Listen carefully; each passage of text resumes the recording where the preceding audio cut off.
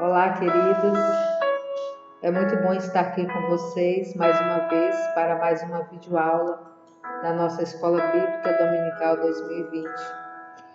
E que neste ano nós estamos com o tema Em Busca de um Líder, e que nós estamos usando, para nos baseando em Tony Cook, Em Busca de Timóteo, desse livro aqui que eu estou mostrando para vocês. E nós estamos na lição número 9, na parte 1, Davi e seus valentes. Mas antes de começar a nossa discussão, explanação do texto proposto para hoje, nesse tema, Davi e seus valentes, nós vamos orar ao nosso Deus, vamos nos apresentar a Deus e pedir a sua presença em nossa mente, em nosso coração, para que nós possamos absorver a palavra de Deus e que ela tenha proveito em nossas vidas e no exercício da nossa fé na agência do Reino de Deus nesta terra. Soberano Deus, Pai Criador de todas as coisas, em Tuas mãos, Pai, colocamos nossas vidas nesta hora e Te pedimos, ó Deus, faz cativo a Ti, Senhor, a nossa mente, o nosso coração, para que possamos, ó Deus, entender a Tua palavra. Ajuda-nos, ó Deus, a entender a Tua palavra e a sermos melhor na agência do Teu reino nesta terra, Senhor. Toma cada aluno da Escola Bíblica Dominical em Tuas mãos, Senhor. Os abençoa, Pai.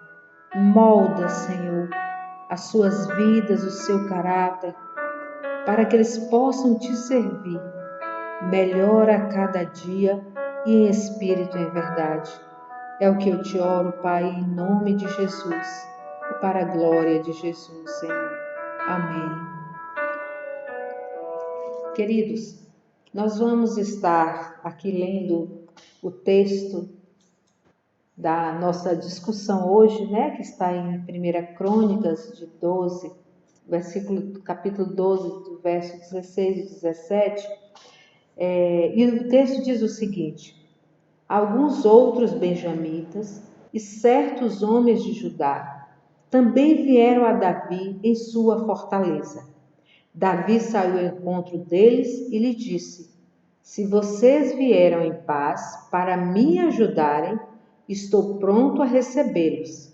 Mas se querem trair-me e entregar-me a meus inimigos, sendo que as minhas mãos não cometeram violência, que Deus de nossos antepassados veja isso e julgue vocês. 1 Crônicas, capítulo 12, versículos 16 e 17. Queridos, na aula passada, nós falamos sobre Jonatas e Davi. E nesta aula nós continuamos ainda, só que agora é Davi e seus valentes, mas nós continuamos ainda falando sobre como a capacidade que Davi tinha em atrair as pessoas, atrair os homens para o seu exército, para junto com ele defender a sua luta. E queridos, esse texto agora, ele permanece nessa mesma observação. O poder que Davi tinha sobre as pessoas era universal. Várias tribos de Israel, elas proveram soldados para o aguerrido exército de Davi. E aqui são homens da tribo de Benjamim e Judá. Judá era a tribo que mais enviava homens para Davi. Mas muitos haviam abandonado a Saul, vindo inclusive da própria tribo de Benjamim. Então, havia mesmo esse cuidado de Davi em saber se todas as pessoas que estavam vindo, elas estavam vindo como amigos, elas estavam vindo para contribuir no seu reino e não eram espiões ou pessoas ou inimigos mesmo que vinham para tentar entrar em sua fortaleza. E aí Davi, ele deparado com aquela situação diante daqueles homens, Davi lança essa frase. Ele faz uma observação, ele diz, olha, se vocês vieram em paz para me ajudarem, eu estou pronto a recebê-los. Então Davi, nesta frase, ele menciona duas palavrinhas que elas são características necessárias para um líder que está pronto a fazer uma missão. Um líder em execução de uma missão, que são as palavrinhas paz e a palavrinha ajudar. Elas são características necessárias para alguém que deseja executar uma missão. E eu quero primeiro destacar aí a palavra paz, né? Justamente porque aqueles tempos eram tempos perturbados, tempos brutais. Davi não tinha certeza se aqueles homens que estavam vindo eram de sua confiança. Talvez alguns fugissem lá do grupo de Saul, e ele precisava estar seguro da lealdade daqueles homens antes de admiti-los no seu exército. Davi precisava ter essa certeza de quem era mesmo que ele estava tratando. Agora, Davi precisava de ajuda, sim, ele precisava de muita ajuda, mas para admitir as pessoas, ele precisava ter certeza que ela não eram seus inimigos, porque elas vinham morar na sua fortaleza junto com o seu exército, não podia permitir que inimigos penetrassem no seu exército. Então, o que Davi faz? Davi, é impressionante a confiança de Davi com Deus. É impressionante como Davi vivencia, como Deus, ele faz parte da rotina de Davi. Davi, ele poderia ter usado a sua experiência, ele poderia usar o seu discernimento de identificar quem eram aqueles homens, mas ele não faz isso. Davi, ele invoca a Elohim, ele invoca a Deus como testemunha contra os traidores e espiões. E aí, é isso que Davi faz. Davi, ele busca a Deus para que Deus venha ser o juiz naquela situação e que Deus faça a separação. Quem é que é de paz aqui e quem é que são os traidores. Então, os pastores e líderes, eles precisam de pessoas ao seu lado. Mas essas pessoas, elas precisam ser de paz. Não se é possível fazer uma obra, uma atividade para o reino de Deus com pessoas que são críticas, que criam dissensões, que criam discórdia.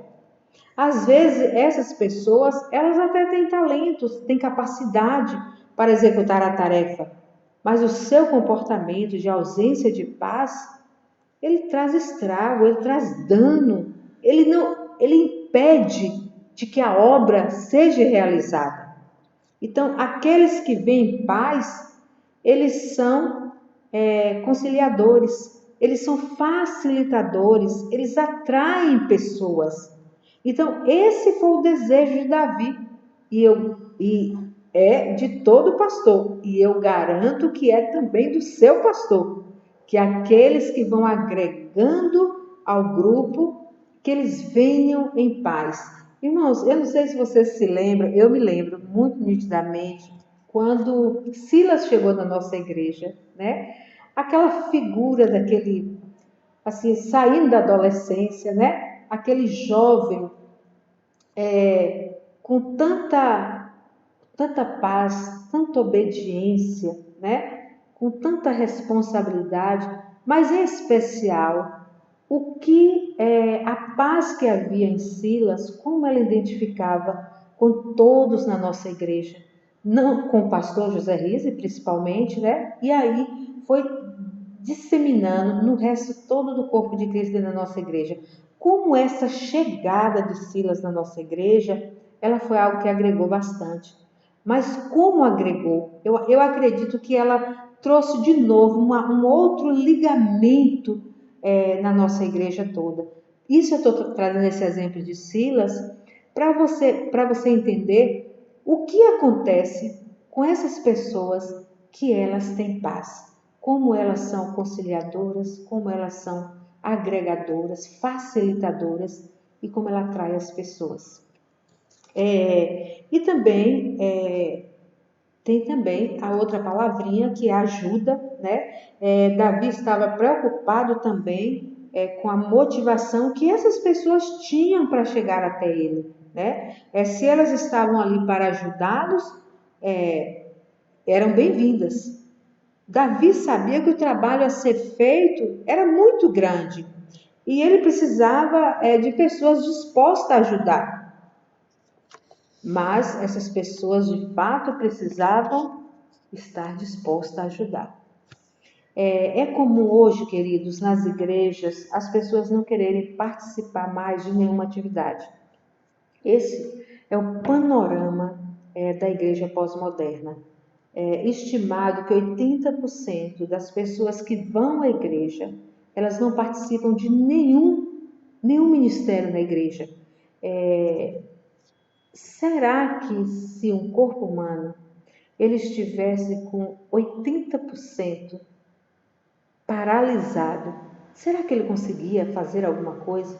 Será que só com 20% do seu funcionamento ele teria êxito nas suas tarefas? Ele conseguiria ter uma vida normal? Assim é a Igreja de Cristo. Nós precisamos de que todos eles que vão à igreja, eles precisem estar dispostos, com paz e disposto à ajuda na obra do Senhor, na obra da agência do reino de Deus nessa terra. E as obras, elas não causam a salvação, mas são resultado dela. Obras não são a raiz da salvação, mas sim o fruto dela. Então, não é pelas obras que nós somos salvos, mas os salvos, automaticamente, eles fazem obras. Inclusive, os frutos, aquele que é salvo, os frutos da salvação, eles são manifestados em obras, no seu comportamento, no seu zelo, no seu cuidado, no seu interesse, do engrandecimento da agência do Rei de Deus nessa terra. Então, as obras, elas não causam salvação, mas elas fazem parte. Ela é um interesse daqueles que são salvos. Aqueles que são salvos, eles querem trabalhar para o reino de Deus, eles querem servir ao reino de Deus. Davi, ele precisava de pessoas que tivessem um coração para ajudar. E os pastores hoje também. E com certeza o seu pastor também precisa de ajuda. A nossa diaconisa Deinha, ela mencionou, né, em uma aula passada, na lição 7, a importância de Neemias na reconstrução do templo de Jerusalém. Ela ressaltou como havia disposição naqueles que se ajuntaram a Neemias para reconstruir aqueles muros. E acreditem, tinha mulheres, homens, crianças, todas as pessoas, famílias vieram ajudar Neemias. E eles mantinham uma mão na obra, né? E a outra mão com a espada, que era para proteger e não permitir que nenhuma brechinha ficasse aberta para que o inimigo não entrasse e não empatasse a obra que eles tinham. E eles trabalhavam ali dia e noite. Esse é um exemplo de pessoas que elas têm paz e que elas desejam ajudar. Então, essa é a característica do salvo, essa disposição para a obra. E aí, o que acontece com isso? Quando você é aquele executor de uma missão e aquele voluntário, né? Porque ali Davi eles estavam sendo voluntários, que tem paz e tem ajuda. O que isso acontece? Corações unidos. Davi fala assim: se vocês vieram em paz para me ajudar, estou pronto para recebê-los. Davi estava com o coração aberto, né, para amar aqueles que também vinham em paz, que também tinham amor no seu coração. Então, o meu coração se unirá convosco. Então, o coração de Davi, ele se unia com o coração daqueles valentes. O coração do pastor, ele se une com o coração daqueles que se agregam em paz e com espírito de ajuda na obra de Deus. Então, é um senso de união espiritual, né? Você vê, o que Davi faz ali quando ele tem uma desconfiança? Ele usa a experiência dele, ele busca Elohim para ele vir fazer a separação. Então, por quê? Porque espiritualmente, né? O espírito tem que ser um só. O espírito daquele que vem colaborar, o espírito do líder, do chefe, do pastor, de Davi, precisa ser um só. É um senso de união espiritual. E aí, a missão e o propósito será alcançada. Não temos dúvida disso. Que quando nós temos alguém que é de paz, alguém que quer ajudar, há um só coração nessa obra e o Espírito de Deus, ele de fato é um só, reinando no meio de todos, e a missão e o propósito de Deus, ele será alcançado. Com certeza sempre haverá sucesso e êxito nessa missão. Observe quando faz as viagens missionárias lá da igreja, essa última que houve mesmo, né? Como os irmãos vão. Olha como todas essas coisas, elas estão, essas características, elas aparecem naquela equipe de missionários. A paz, a ajuda, e isso produz o quê? Uma missão bem-sucedida, né? Então, nós temos que estar atentos, porque os sinais, eles são evidentes. Os sinais daqueles que querem ajudar na obra do Senhor, eles são evidentes, né? A união, a amor, a lealdade, né? Há um aroma espiritual sobre isso e êxito na missão. Queridos, e Davi, ele passa, né, Davi naquele momento ali, onde os homens chegam e que ele faz aquilo que é de costume, né? Não só a força do seu braço, a sua inteligência, mas Davi sempre, ele depende do Senhor. Ele sempre depende de Elohim. Ele sempre depende de Deus resolvendo as causas dele. E aí, Davi fala aquilo, né? Aquilo lá eu quero ler para vocês.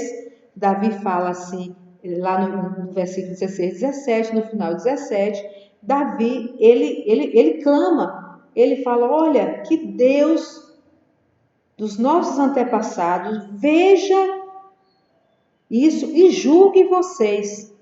Davi, naquela hora ali, ele invoca a Elohim, e ele faz aquilo na frente de todos aqueles homens. A dependência de Deus, ela é algo que ela é confessada, ela é vista pelas pessoas. E ele faz isso na frente de todos. E queridos, aí em 1 Crônicas, né, esse texto que está aí no nosso slide, no versículo 18, ele é fenomenal, né? Ele é a resposta imediata de Deus para este servo que depende dele e entrega a ele. Tem o zelo pela obra, o zelo pela missão, mas isso não é maior. O zelo pela missão não é maior do que o dono da missão. O dono da missão é o Senhor. E imediatamente Deus responde para Davi. Olha que texto Que texto lindo! Então o Espírito veio sobre Amazai, chefe do batalhão dos 30, e ele disse: somos teus, ó Davi, estamos contigo, ó filho de Jessé. Paz seja contigo e com os teus aliados, pois o teu Deus te ajudará. Davi os recebeu e os nomeou chefe dos seus grupos de ataque. Queridos, Davi ele invoca Elohim como testemunha para julgar aqueles que eram espiões e traidores. Como tudo na vida de Davi, ele precisava da orientação e proteção divina. Ele não tinha sabedoria para resolver todas as situações, assim como nós também não temos, assim como o seu pastor também não temos. E aí, o versículo 18, ele diz: então entrou o Espírito em Amazai. Amazai era um dos chefes dos 30 heróis, tornou-se o porta-voz do grupo e convenceu a Davi de que todos os desertores da causa de Saul estavam sinceramente ao lado de Davi. Ele invocou a paz e o favor de Elohim sobre Davi e prometeu-lhe lealdade e apoio. O espírito de valor revestiu Amazai, ou seja, ele foi dotado e inspirado pelo espírito de Yahvé para que servisse de ajuda a Davi e o fortalecesse em seu tempo de grande necessidade. Queridos, é algo assim maravilhoso. Você vê que Davi invoca ao Senhor, que julgue aquela causa, e imediatamente Deus responde a Davi. Esse momento do Espírito de Deus na vida de Amazai, e que é uma resposta para Davi, ele vira uma poesia recitada sempre a partir dali pelos hebreus. E a poesia, nós temos um teólogo que ele forma mesmo em forma de poesia, que é Eliot, e diz assim: a ti, Davi, e contigo, filho de Jessé, paz a ti e paz aos teus ajudadores, pois teu Deus tem te ajudado. Isso virou, queridos, uma citação em momentos tantos que os hebreus passavam, porque foi tão imediato Davi colocar diante de Deus e Deus responder, o Espírito de Deus usar Amazai e responder a Davi, que isso virou agora usado para muitas das dificuldades. Virou um apoio espiritual, um apoio de presença de Deus na vida dos hebreus. Queridos, dessa forma, da mesma forma que há um zelo, um zelo pela missão, um interesse de que a paz, a ajuda, ela venha no coração daqueles que têm o desejo de servir a causa de Deus.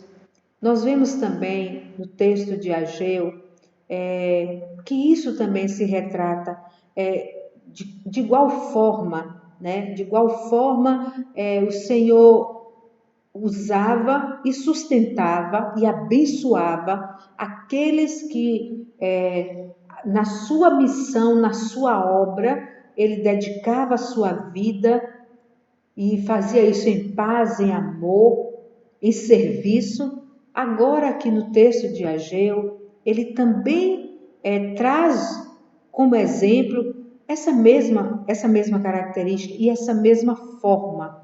E aí, no texto de Ageu, Ageu 1, o texto é Ageu 1, de 3 ao 11.